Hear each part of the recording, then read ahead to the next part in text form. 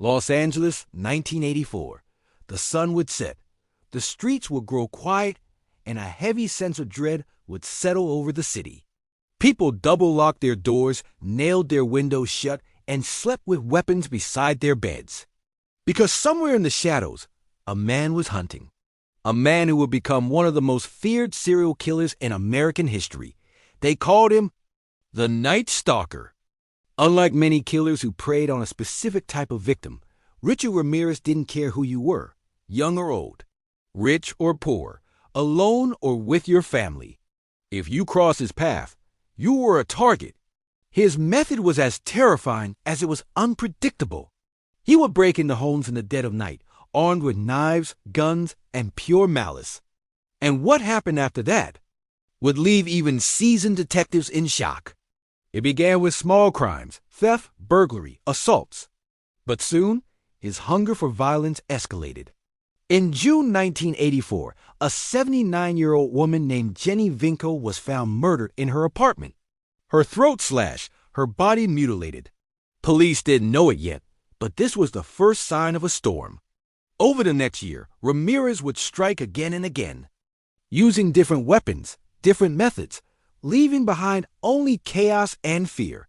Some victims were shot, others stabbed, others beaten. The randomness made him almost impossible to catch. But Ramirez wasn't just killing.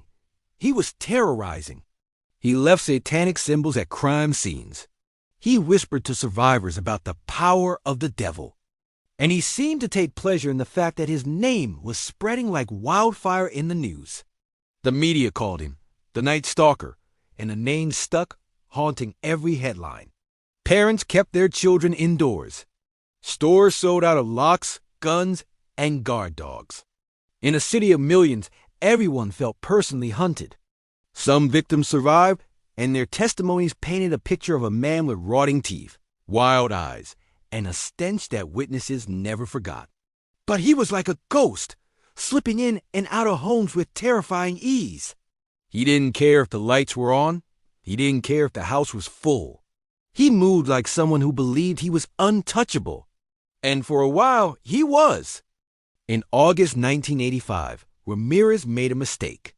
He left a clear footprint at one of the crime scenes, a rare Avia sneaker.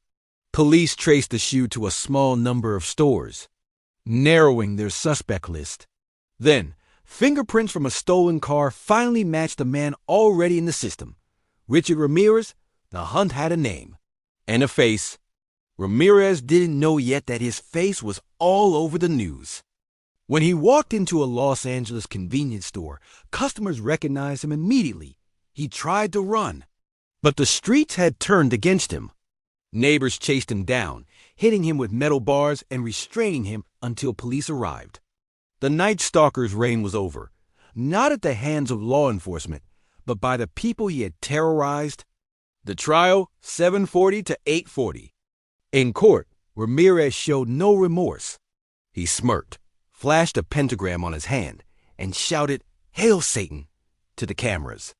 He was convicted of 13 murders, 5 attempted murders, and numerous other crimes. In 1989, he was sentenced to death. Yet his infamy only grew, drawing letters from admirers and sparking a dark fascination that still lingers today. Richard Ramirez died in prison in 2013, but the fear he spread in the mid-'80s left scars that never truly healed. He wasn't the smartest killer, nor the most careful, but his unpredictability, his cruelty, and his sheer disregard for human life made him one of the most chilling predators in history. And maybe that's the most terrifying part. Evil doesn't always follow a pattern. Sometimes, it just walks in through your unlocked door in the middle of the night. And by the time you realize it's there, it's already too late.